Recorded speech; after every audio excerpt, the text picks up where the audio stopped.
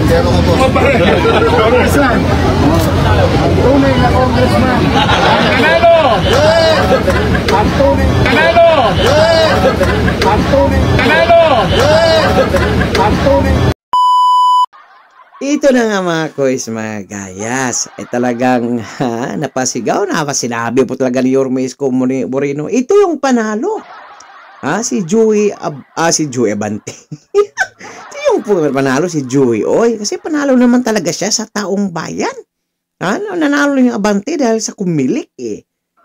Kita nyo mga kois, mga gayas. So, andyan po kasi opening po sa Christmas Bazaar sa Plaza San Lazaro Ruiz in front of Binondo Church, mga kois, mga guys. Diyan din po si Joey Oy, dating city councilor Joey Oy. Palakpakan. Talagang ito panalo. Yo, what's up happy people? Isang mapagpalang araw, gabi, tanghali po sa ating lahat. For today's video mga kois, mga gayas, ay naku po, grabe, tuloy-tuloy po yung sigla ng City of Maynila. Dahil kagabi po ay talagang opening of Christmas Bazaar at Plaza San Lorenzo Ruiz in front of Binondo Church. Ay naku po, ay talagang grabe. Alam naman po natin pag nagtatrabaho yung Yorme Isko Moreno natin ay 24/7 talaga. At maraming matutuwang Manileño. Bakit? Dahil kikita sila eh. Hindi sila matutulunggis ni Idi at Pati. Kita yun naman, nakarang araw, yung dalawang presidente na po ang humanga sa ating buting Yorme Isko Moreno. Sino yung una? Siyempre, si Pangulong Duterte. Pangalawa, ay si Pangulong BBM.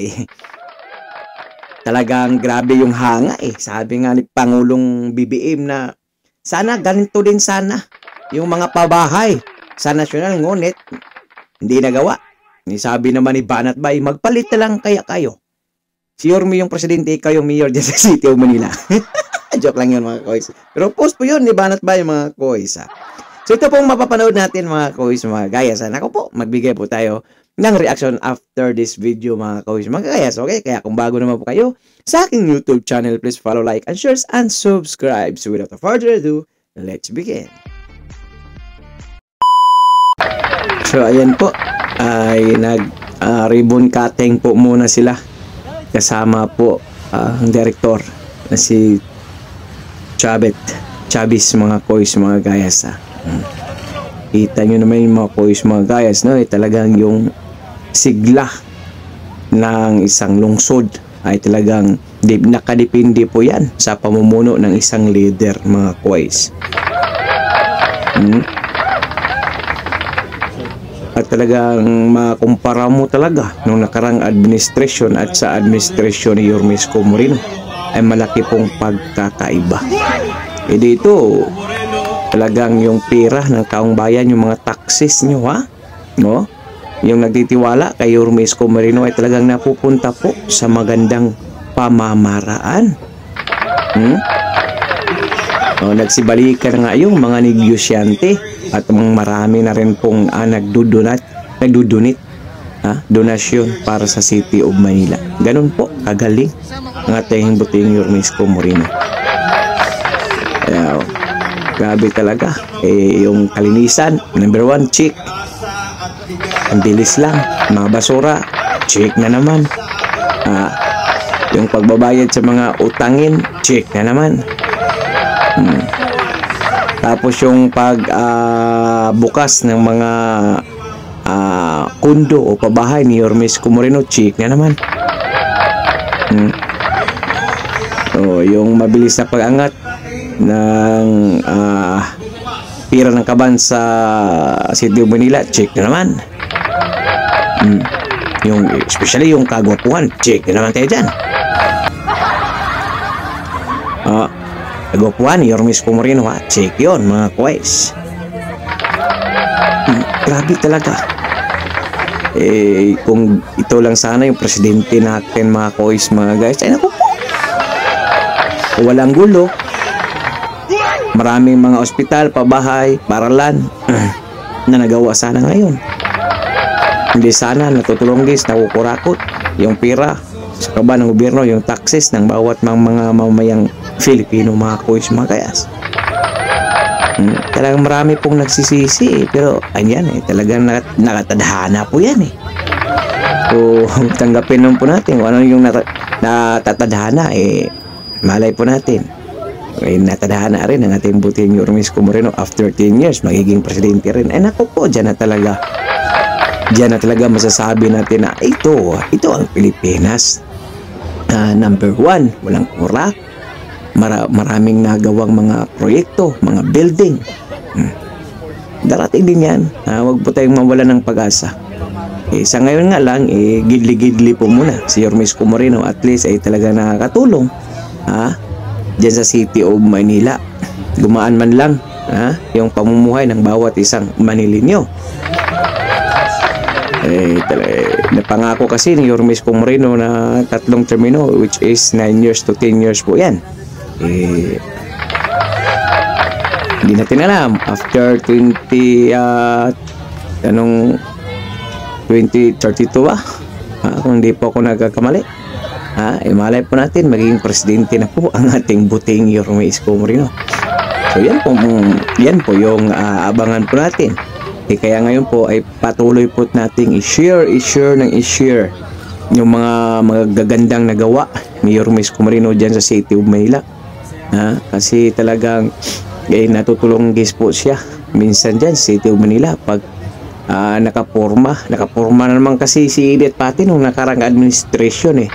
Ibutin lang talaga ay sigaw ng Manileño na bumalik ka na Yorme Isko Moreno. Ayun po, napuputol po yung sungay nila. Hindi na sila makaporma ngayon.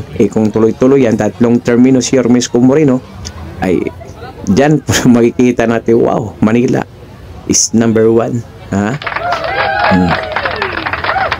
Talagang yung tiwala ng taong ng mga mamamayang Manileño ay talagang grabe. Solid po ang kanilang suporta kay Yorme Isko Moreno. Ayan nga po andiyan nga si Joey Oy. Talagang sinabi ni Yorme Isko Moreno, ito yung panalo. Talagang panalo naman talaga sa boto si Joey Oy.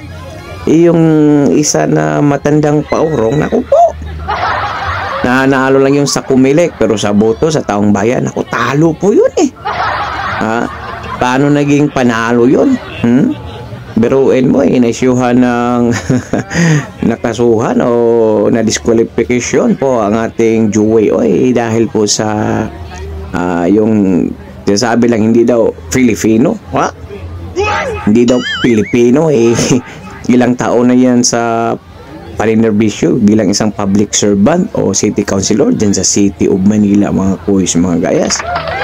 Talagang napopolitika lang po napopolitika lang po. Ang panahon nga sa kanila pa ngayon, kung daanin naman talaga sa boto, naku, walang panalo yung Abante, mga kuys, mga gaya. Talo sa taong bayan yun, talo sa boto yun. Talagang wala po tayong mga gawa. Talagang ganun ang buhay. Basta alam ng Diyos talaga kung sino yung gumagawa ng tama at mali. Dito nakakalusot man kayo, pero pagdating sa taas, sa Panginoon, ay naku po, dagat-dagatang apoy talaga kayo. Yung paurong na Abante, ay naku po, nasabi ko talaga, lala. Congressman. Ang tunay na congressman. Ang tunay. Congressman. Ang tunay na congressman. Ang tunay. Dapat tayo masabi kasi nakikita naman yung dedikasyon sa trabaho. Hindi na natutulog 24/7. Kahit na nga nakaraan yung mga rally-rally niya kasi sentro po yung City of Manila sa tuwing may rally. Talagang advance po mag-isip ang ating buting Yorme Isko Moreno. Nakadeploy na mga ambulansya, police, ayan, mga medics, doctors, nurses. Talagang andyan, may tubig pa. Talagang makikita po natin talaga yung dedikasyon, yung initiative ng isang Yorme Isko Moreno ay talagang grabe.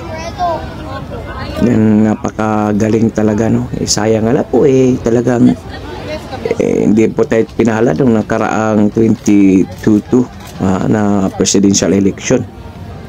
Alam naman po natin ay talagang malakas talaga si BBM, lalo na sa 20 kilo per kilo ng bigas.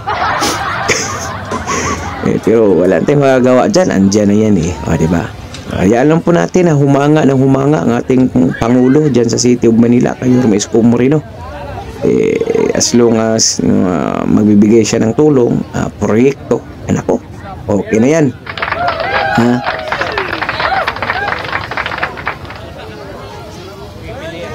Galing, napakagaling talaga ng ating buting Yorme. Wala po tayo talagang masabi nito mga kuys, mga gayas na sayang.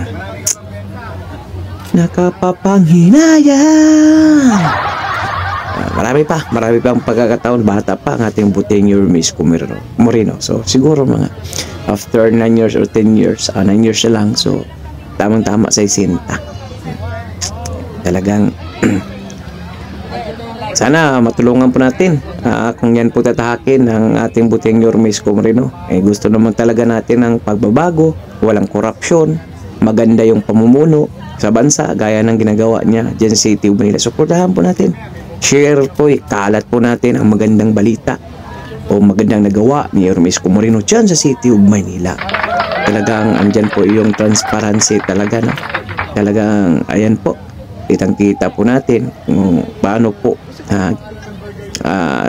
magtatrabaho, pinagamit ng suwasto o tama yung pera ng taong bayan dyan sa City of Manila. Kaya nga po maraming mga ambasador na bumibisita na rin, maraming donasyon, mga sasakyan, pagkain, school supplies, hospital supplies, dyan na po lahat sa City of Manila. Okay? Tayong mawala ng pag-asa. Sa ngayon nga lang, gidli-gidli po muna si Yorme Isko Moreno. At least ay talaga nakakatulong dyan sa City of Manila. Gumaan man lang yung pamumuhay ng bawat isang Manileño. Napangako kasi ni Yorme Isko Moreno na 3 termino, which is 9 years to 10 years po yan. Hindi natin alam after 2032 kung hindi po ako nagkakamali, malay po natin magiging presidente na po ang ating buting Yorme Isko Moreno. So yan po yung abangan po natin. Kaya ngayon po ay patuloy po nating i-share yung mga magagandang nagawa ni Yorme Isko Moreno dyan sa City of Manila. Kasi talagang natutulong po siya minsan dyan sa City of Manila pag nakaporma na naman kasi si Edith Pati nung nakarang administration. Ibutin lang talaga ay sigaw ng Manileño na bumalik na Yorme Isko Moreno. Ayun po, napuputol po yung sungay nila. Napuputol yung sungay nila, hindi na sila makaporma ngayon. Kung tuloy-tuloy yan, 3 termino si Yorme Isko Moreno, ay dyan po makikita natin, wow, Manila is number 1. Talagang yung tiwala ng taong ng mga mamamayang Manileño ay talagang grabe. Solid po ang kanilang suporta kay Yorme Isko Moreno.